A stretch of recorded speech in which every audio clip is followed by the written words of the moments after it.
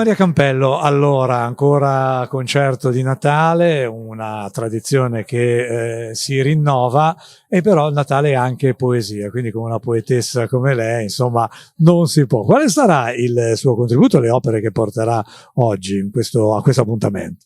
Allora, con la presentazione degli artisti, sono cantanti, musicisti, eccetera, allora avevo pensato, ho scritto questa appositamente.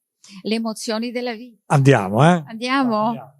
Quando la poesia incontra la musica, è amore al primo verso e le note vibrano abbracciate alle parole che danzano avvinte strofa dopo strofa. E poi il resto lo scopriremo durante questa.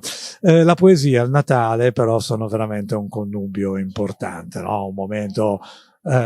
Ci sono, poi ce ne sono due di augurali, l'ultima sarà. Ancora una, prima di chiudere l'intervista, ancora la prima. E allora arriva all'improvviso la voglia di un sorriso, l'odor di panettone, di cose ghiotte buone, perché questa è una filastrocca dedicata ai bambini, perché i bambini sono l'ingenuità. Lei si dedica molto, però devo dire, nelle sue poesie ai bambini. Filastrocche, ho collaborato con molte scuole primarie, qualche secondaria, ma i bambini poi più piccoli sono quelli che danno più soddisfazione. E allora un buon Natale a tutti, no? Grazie, buon Natale a tutti, tanti auguri.